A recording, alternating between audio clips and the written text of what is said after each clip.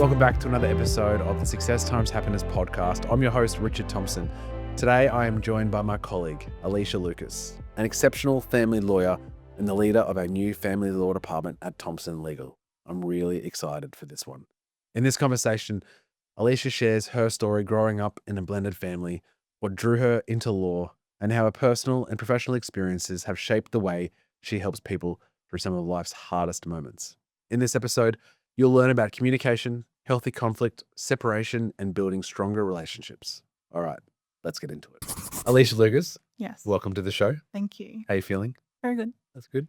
This week, Thompson Legal launches family law for the very first time, and you are the leader of that as our family lawyer. Yes. How does that feel?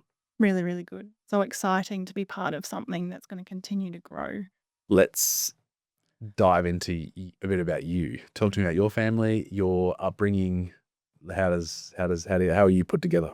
So I have a stack of brothers and sisters. I am one of 8 if you add in all the blended family that we have going on. I grew up on a tiny farm in a little country town called Kinkin, which is about half an hour away. Kinkin well. I am the first person in my family to do a degree that is not teaching.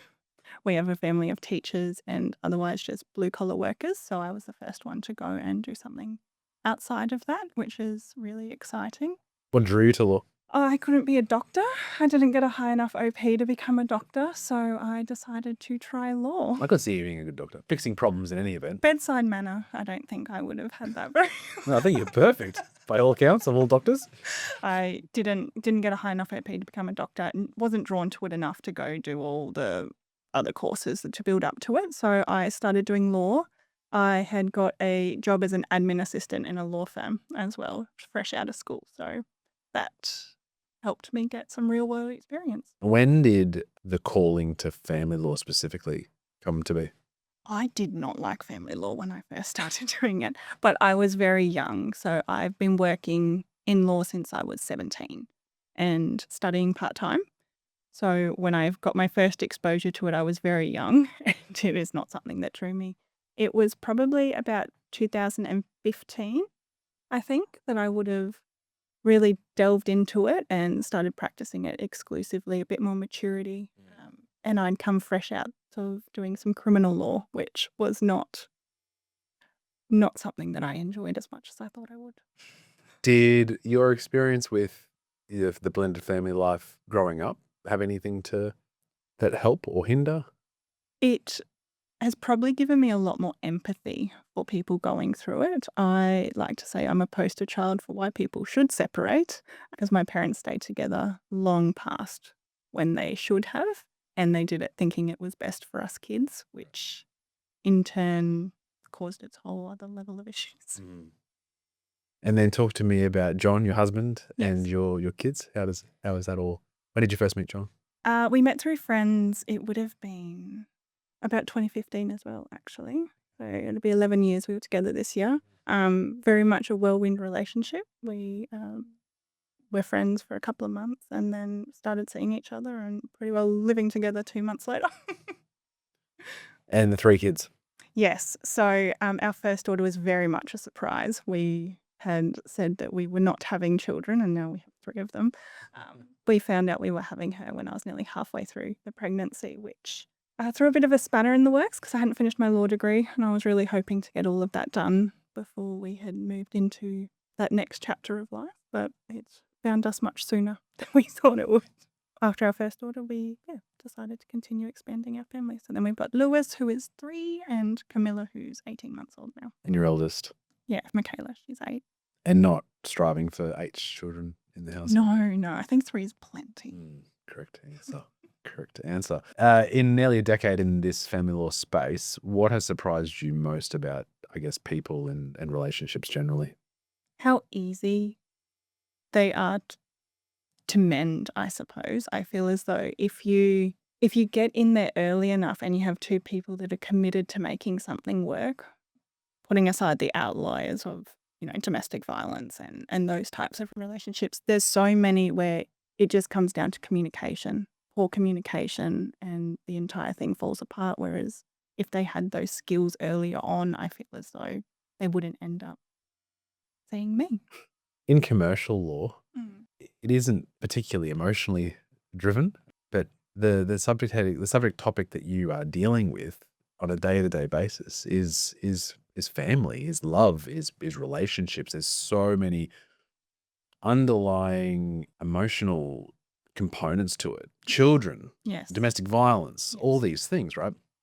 How do you manage that personally, dealing with the subject matter that comes across on your desk, given that there could just be a benign, or not benign, but I guess inverted commas, standard separation as against something that's fairly horrific objectively?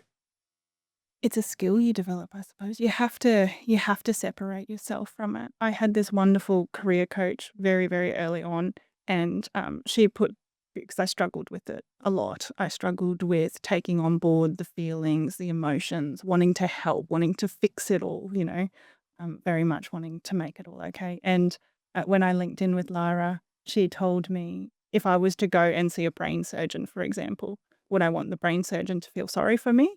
Or would I want the brain surgeon to do their job and use their skills and to ultimately go in there to do what they're meant to be doing?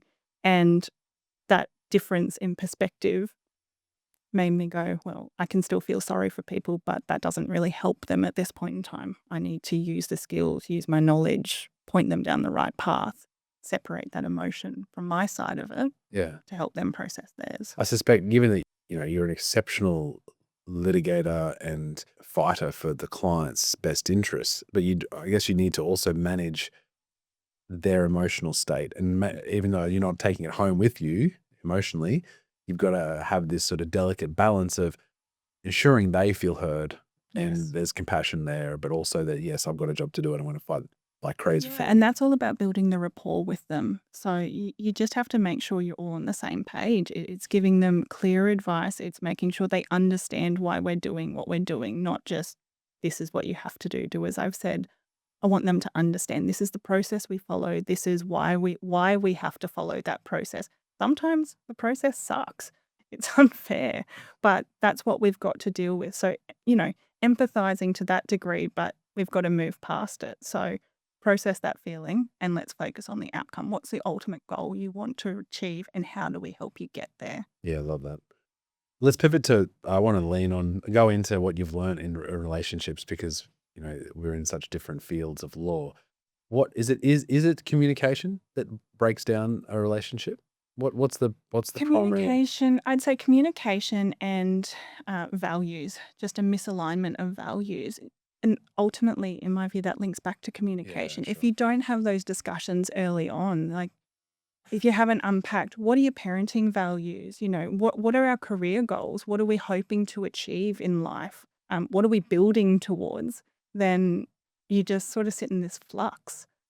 If there's a goal there, a common goal, the ability to work towards something, you're unpacking it.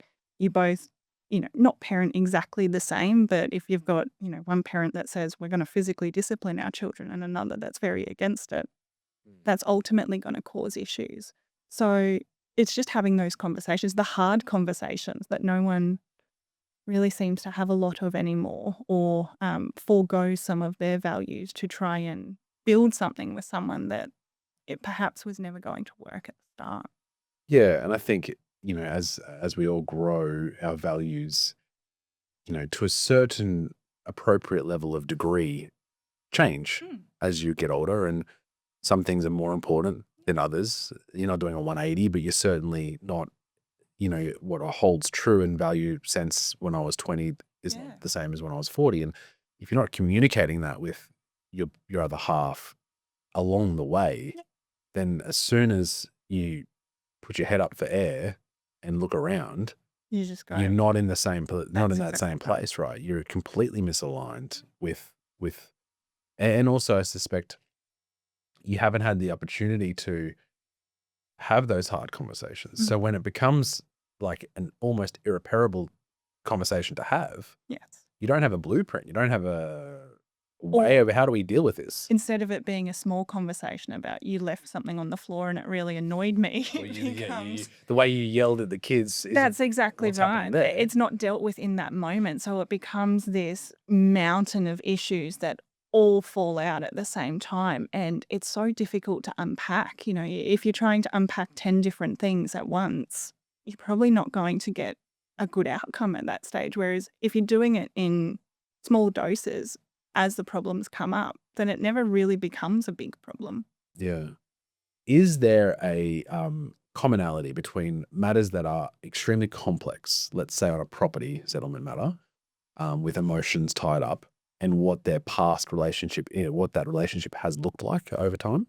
Yes, it's usually something where it's the lack of communication or there's resentment that is built. So one person feels as though they've done everything. And perhaps they have, you know, from a legal perspective, they've contributed all the funds, they've, you know, done all the care of the kids, and the other person has lived quite a good life. That leads to a level of resentment. And then post separation, you come into a court process where you don't always get acknowledged for that extent. You know, you're not going to be told, yes, you did 100% of everything, so here's 100% of your asset. Yeah, sure. It doesn't work that way. So they walk into that sphere already feeling resentful that they're not being acknowledged for what they feel as though they have done. And they don't get that recognition that they're after, that external validation of, yes, you did a great job.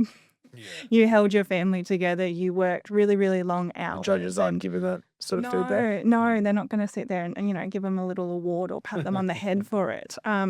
Which it's that external validation of everything that they've gone through that is missing. And that's often what they're seeking, or they want the other party to say, yes, you did all of this stuff for us, which you're never going to get that in a court or when you're going through litigation or even the negotiation stage, because they're at two parallel sides of the argument. What have you personally changed about how you view your relationships in your life due to the work you've done? I found I see a lot of it through a legal lens. Poor John. Poor John. I joke and say it's the only time he listens with devout attention when I talk about family law. But Taking notes. yeah, unpacking it all. It's probably the way, very evident, you know, very evidence-based. Where is that? Where's the document? I find it difficult even with friends when they're talking about something to then disconnect from the legal mind to your friend mind, where they don't, you know. They just want to be heard. That's exactly right. They don't want the answer. They just want you to listen. Whereas it's just a shift in mentality. You've seen all these relationships drop because of a breakdown in communication. The presumption would be that you'd double down on the communication piece with the knowledge that you have. Yeah, sometimes. I mean, don't always do it perfectly. But try to, definitely. And I mean, John's exceptional at that. I remember very, very early in our relationship, because I take things quite personally sometimes when they're said. And he was very clear when he said, if I say something and you can take it a way that makes you upset or a way that doesn't, I mean it the other way, not the way that's going to upset you. That's a broad brush assistance for the rest of his life. But even just that one small statement, it has stuck with me the entire 10 years of our relationship. So there's so many times where I'm like, oh, why did you say that? And that's still what I come back to. If there's a way I take it that's, you know. The lesser impactful. That's exactly right. Hey team, just popping in to say thanks for listening. If you're enjoying the episode, please take a second to like or follow the show and share it with a friend. It's the best way to help us grow and keep bringing you more great content. All right, let's get back into it. Okay, so whilst we're offering family law forever and a day now at Thompson Legal, which is extremely exciting, what would be your takeaways for listeners so they don't need to end up in our office to see you? What would be the things that they need to do? Have the hard conversations really early on and keep revisiting those hard conversations. Talk even when you really don't want to, or you feel as though it's not going to achieve anything. Just start it anyway. What does that healthy conflict look like though? Not always agreeing. Like, it doesn't mean you have to agree on every single point. It's just going in and saying, hey, what you did here really upset me. They're probably not going to see it from your perspective. They're going to say, well, I think you're being silly. Go away. But having that conversation, and then you both can go away, you sit down, you process it. Ultimately, you just come back. You're in it for the same reason, you know, constantly investing in that relationship. It is an investment. You can tap out at any time. Sometimes it's probably easier, but it's about going back. It's about, we're a team, you know, what are we working towards? We're on the same page, not picking a fight over. I like the idea of actually, you know, breaking down like you just said, what are we what are we trying to achieve Yep. here? You know, being very specific with that. Yep. You know, and what does our future selves look like? Having your family values. Yeah, So, but have a specific goal, even if it's really challenging to measure, like Mm. having a beautiful relationship, Yep. having really loving marriage. Let's aim for that. So then, when we can check back every 3 months or every 6 months, and we go, "Are we still on track? We're still agreeing that that's where we're headed?" Yeah. Then I think there's some value in that. it 100% is. Let's get into some technical stuff. Mm. Prenups. Yes. When is it appropriate? Let's say from someone who's never practiced in family law, I thought is that it is something that should be done. And this is, maybe this is the layman's version of it. Something that a contract should be signed at the beginning of a relationship that is going to or has already started into a de facto living sort of, I guess, the serious position of a relationship where there is an inequitable difference in earnings or at least value of each person in the relationship.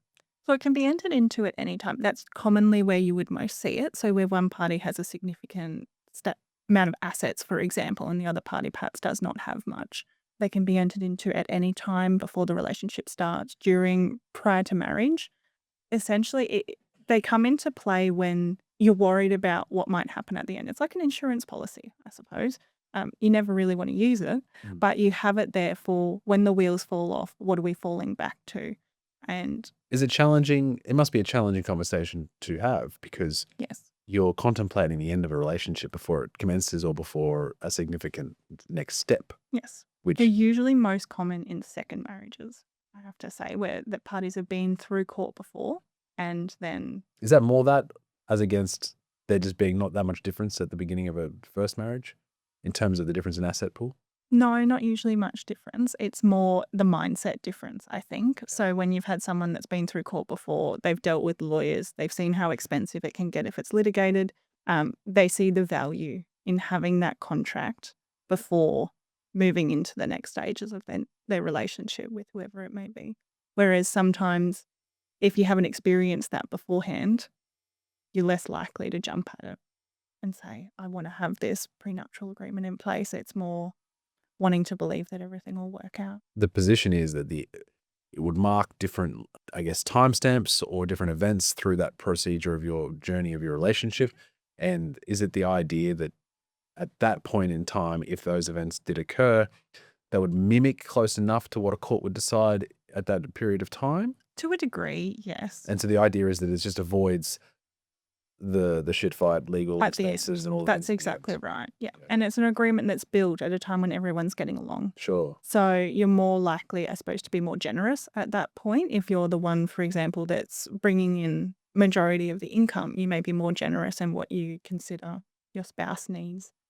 If you were to separate, then you're likely going to be at the end of the relationship when emotions are very high. Yeah, I don't think it's natural though in a beginning of a relationship or even through it to contemplate what it looks like if this didn't work, right? So it's a challenging conversation to have. Yes. When is it appropriate to bring that up and have that conversation? Is it the second date, Alicia? Third date? Should be on your Tinder bio? Or We need a prenup prenup required before I buy you coffee. here, flat white and a prenup. I suppose it depends on each person. Everyone's going to have a different view on when it's appropriate and when it's too late to have that conversation for them. Some people may be very, very honest in that first date of this is what I've been through before, this is what I would need for it to go any further. The other person might see that as a red flag and it doesn't go any further at that point. It just comes down to when with that couple or potential couple, when is it best? I probably wouldn't suggest it if you've been together for 20 years. No. To throw out a prenup at that stage. There's some commonalities here. So in commercial land, we deal with a lot of companies and shareholders agreement is effectively a corporate prenup whereby, it's all deals with other things as well, how you work together as directors and shareholders, I guess. But it does say these are the 400 ways that this could end and this is what happens when it does end. Yep. And I feel like it's obviously particularly less emotional because you don't expect to go to the grave with your business partners, and there's not that familial connection. But in my experience, that it's much easier to do it at the inception Mm, than when it's going bad, that's exactly. but also not necessarily you can still do it 10 years in, but it's much more challenging because It's just a more difficult conversation to have, I correct. suppose. And it's like, if we've lasted this long, why do we need one? Why do you need one now? Why are you asking that now? And ultimately, it comes down to agreement. If there's no Correct. agreement to Correct. sign it, then it's not going to come about anyway. Yeah. So Yeah, fair play. Now we're going on the other end of the spectrum now, and we say we've separated. When it is an appropriate time for a client to call you? if they're thinking about separating, so things might just be a bit rough. They're not really sure. They don't know what's going to happen if they do separate. That's part of their concerns and why they're staying in a relationship. Just give us a call. We can unpack what it might look like, the things that you need to know. And even then, if you don't separate, at least you know what's on the other side of it. I suspect there'd be a lot of trepidation, particularly the from the partner who, probably both partners, but certainly from the partner that's probably immediately most prejudiced from the decision of separating. The one that's, not making the most money, I guess, or has Main care of the kids. who has the most responsibility for the kids. Yep. So the early conversation with you, I'd imagine, would be Really good from a planning perspective. Yeah. What does it look like strategically? What do you need to get in place beforehand? What's it going to look like? How's it going to work? Can you afford to separate? Is a conversation that it's a question they ask. That's exactly right. If you're not working, then what finances can we put in place so that you're able to support yourself, support the kids, meet mortgages?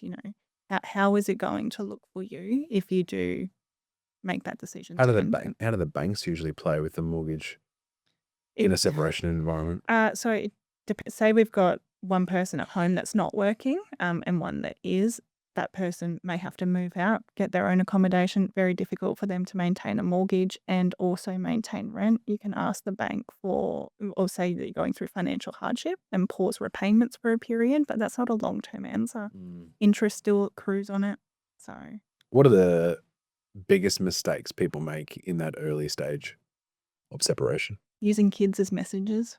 Go and tell your dad this, tell your mum that. Putting everything on social media. Just plastering it for anyone to see. Once it's out there, you can't really take it back. Screenshots exist. Thinking that it's just going to be easy is another big mistake. We're going to be amicable, we get along, but it's because they haven't really unpacked what that might look like for them. That's far more common in relationships where there's a power imbalance or some coercive control, domestic violence is present, because usually one person is just wanting to get it done quickly to get away from that environment, but it's not as easy as that. How do you manage that domestic violence environment with a client? If we have a victim or, a survivor of domestic violence, depending what they've been through, a lot of the time it's just unpacking with them that the things they've experienced is domestic violence. That's a really common conversation that we have to have. They've lived with it for so long, they either don't identify it as that or they don't want to identify it. It's a really common justification I hear. Hasn't hit me, doesn't hit the kids, but I can't access any money unless I ask him for it. Constant name calling, all of those things factor in. Most of the time they're not very forthcoming, and you really have to ask the pointed questions to know what's going on. And how does that impact the outcome of a property settlement or the children? So the legislation was amended last year, the Family Law Act, to include domestic and family violence as a factor that the court takes into account when assessing overall contributions to a property settlement. There's not, a set percentage you get. You have to establish that, yes, you were a victim of domestic and family violence, and there's a causal link between that family violence and the effects on your contributions to the asset pool. For example, you may have been a victim of violence and not allowed to work. So because you weren't allowed to go into the workforce, you don't have an income, you don't have any qualifications. There's usually psychological trauma that's associated with that requires ongoing treatment. What does that treatment look like? What does it prevent you from accessing? So all of those things get taken into account now as part of the family separation.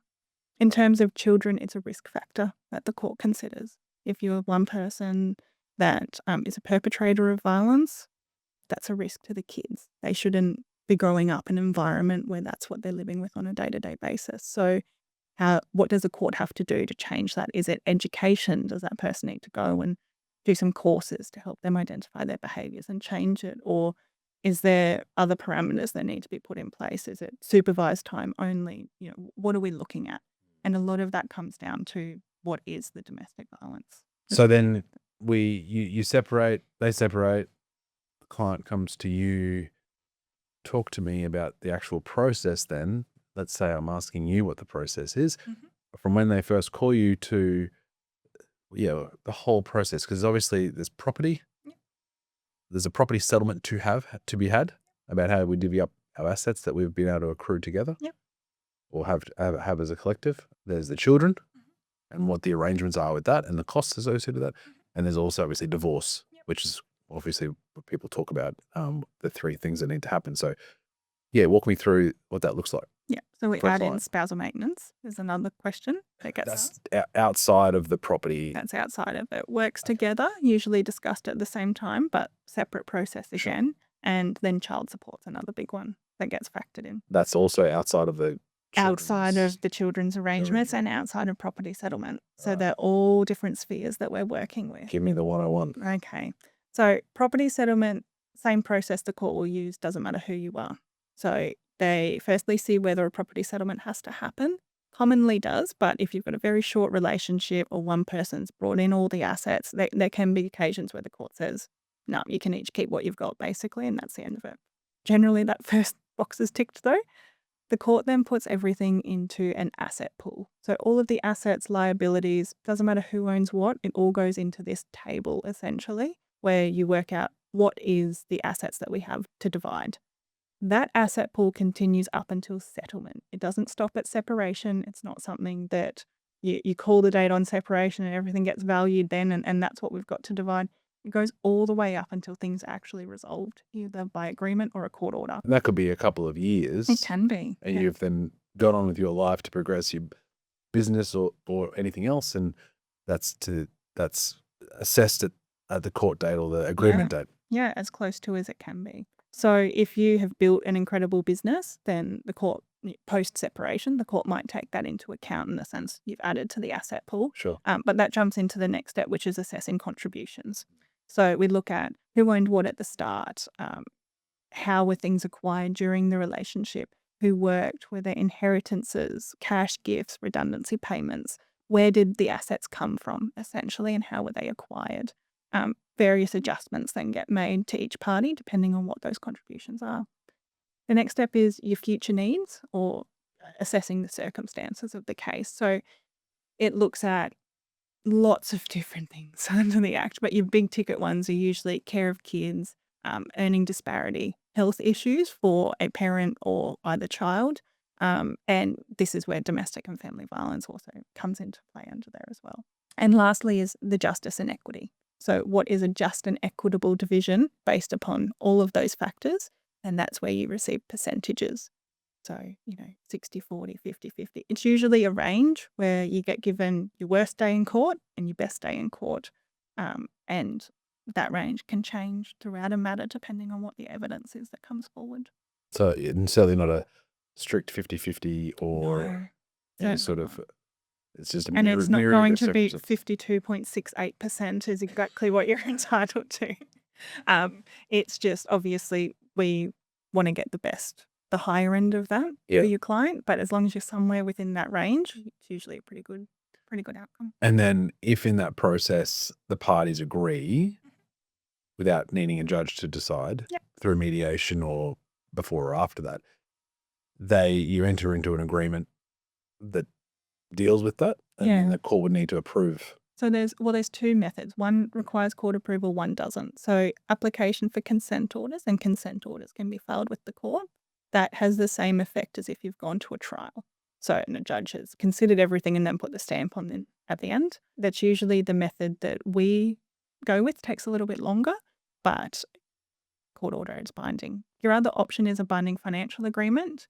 It's similar to a prenup, but it's one that is done at the end of a relationship. So it's a private contract between the parties to essentially contracting out of their right to bring an application to the court. Right. And if on the terms of that agreement they breached, what's the remedy for the... You apply to the court for it to be registered and enforced. Okay, fair play.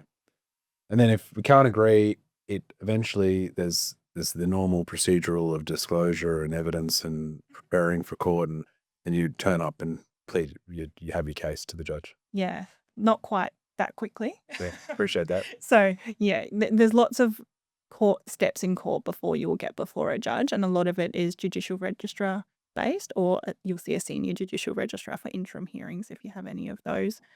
You rarely see a judge until you hit the compliance and readiness stage. So that is right before you're ready for a trial.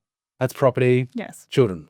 Children's a tricky one because they're all very different. Even all the kids in one family are very, very different. Generally, what will come in is we look at the arrangements that have largely been in place while people have been together. You know, is there one person that's been the primary worker, for example, and out of home a lot more, one that's been the primary parent? What are the ages of the kids? Are we dealing with toddlers? Are we dealing with teenagers? Teenagers are much more likely to sort of tell you what they want than a toddler's going to. And if the parents just simply don't know what's going to be best, there's expert evidence that can be obtained through a family report, or a child inclusive mediation is another option where a qualified, social worker, psychologist can speak with the kids, not in a I'm going to cross-examine you way about what you want, but find out what their views are, what do they want to do, how often, who do they want to stay with more, why do they want to stay with that parent more, and how can we make this work from a practical perspective. If you've got a FIFO worker, you're not going to agree to alternate weekend time because it's never going to happen. Yeah. So it's all very much a bespoke fit for each family, and not what works for one family may not work for another. Sometimes if that does go to court, the children are independently represented? Yes. If there have to be various factors for a court to make an order for an ICL to be appointed. Usually there's risk, so domestic violence, drug use, something like that may be in play. The kids may be teenagers and be able to express quite firm views and wishes. There might be a relocation application where one parent wants to move the children away. So it's called REK. It's a case that was published which sets out, various factors that have to be present for a court to make an order for an ICL. Spousal maintenance and child support? So spousal maintenance is financial support for a spouse, ironically. It is assessed in a broad two-step process where you identify if a person has a need for spousal maintenance. That's usually where their expenditure exceeds the income that they have coming in, if any. Then if that need is established, you look at whether the other person has the capacity to pay it. So do they have surplus income that's available, either to meet the need entirely or to at least contribute towards it for that spouse.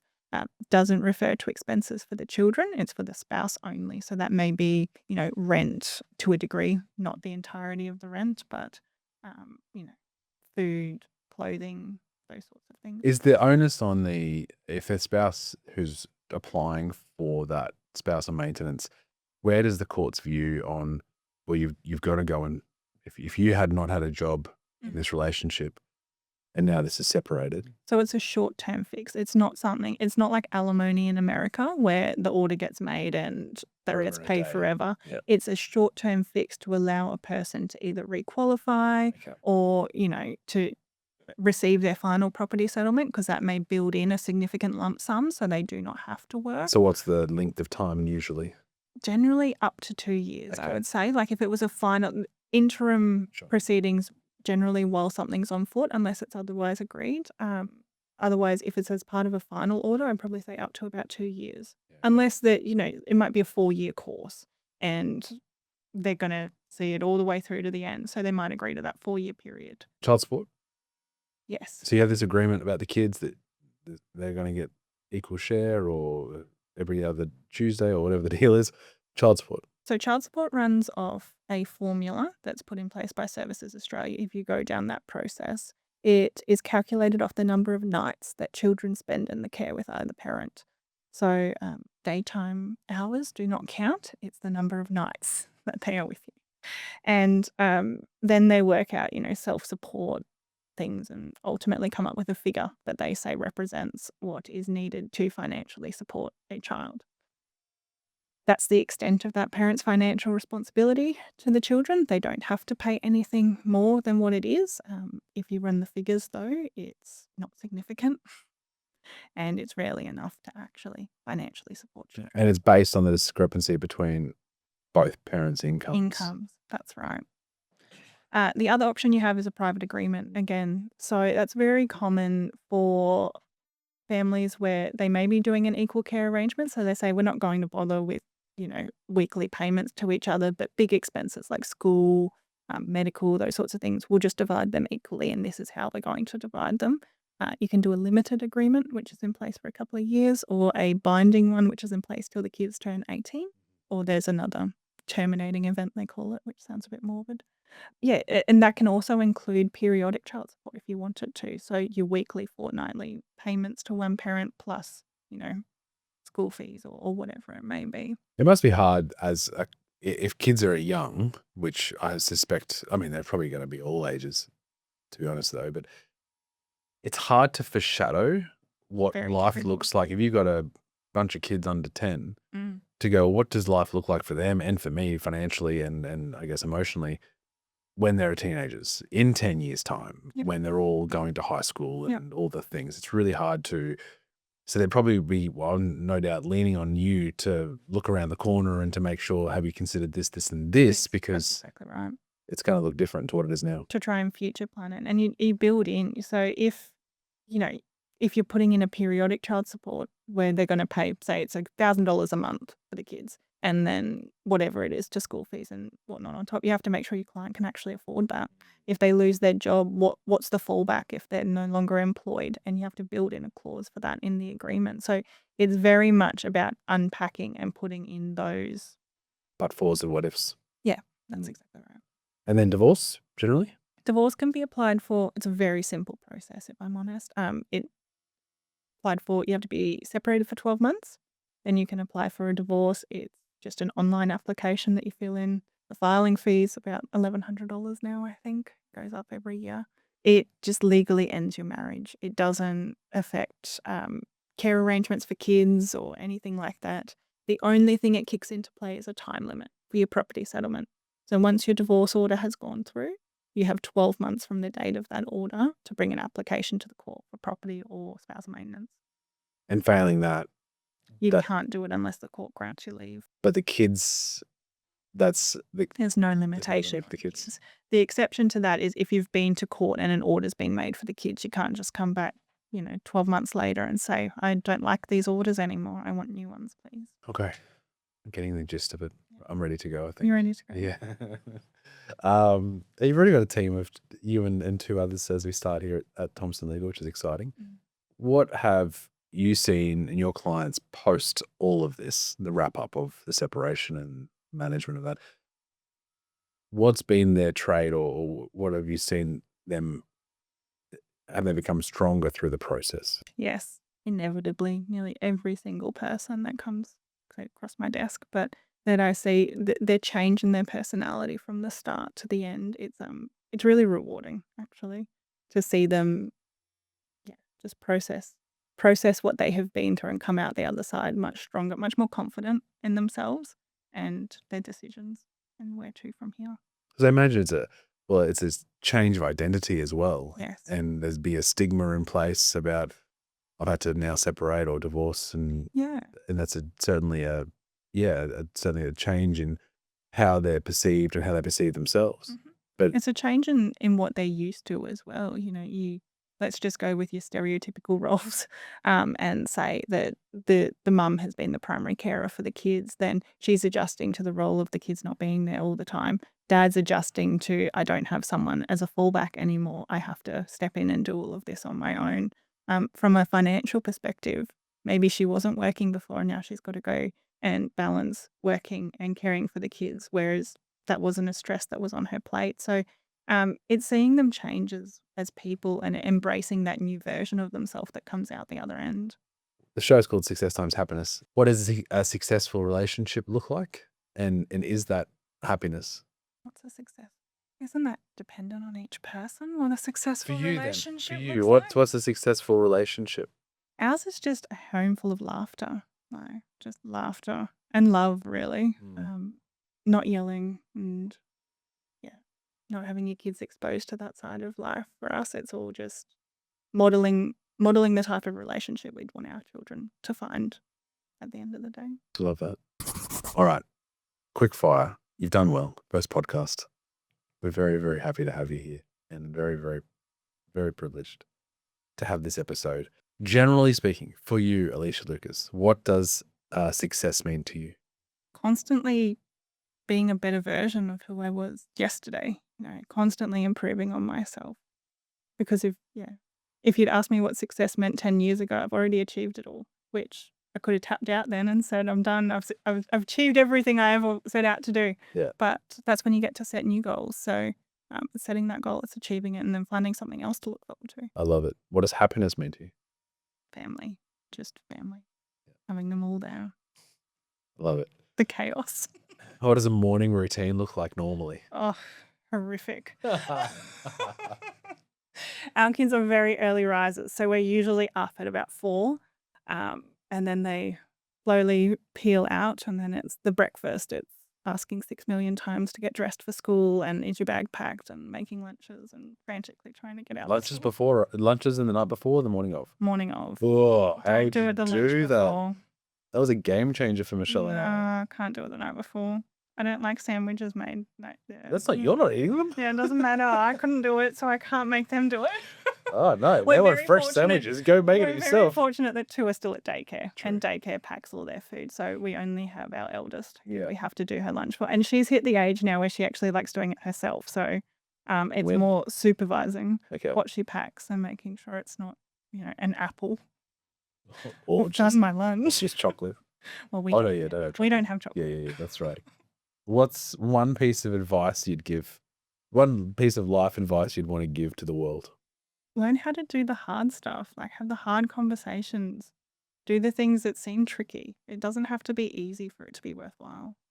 Oh, I love that so much. Someone that you know that you think would be a great guest to have on the show. Sammy Lee Brown would be exceptional to Love have that. on here. Her story is she's phenomenal. She's an amazing human. I'm very privileged to call her a friend. World champion, Muay Thai World fighter. champion Muay Thai fighter, absolute menace in every aspect of her life. But she would be exceptional. Wonderful. Alicia Lucas, thank you so much for coming on the show. Wishing you all the best in Thompson Legal and the Family Law Department. Can't wait. Yeah, Bring it. that's good. That was another episode of the Success Times Happiness podcast. Next time you're having a hard conversation, turn to the person next to you and tell them all about the show. It really means a lot. A huge thank you to Alicia for sharing her story. We're so excited to have her as part of our team. If today's conversation inspired you, please subscribe, leave a comment, or share it with someone who needs to hear it. It really means a lot. Until next time.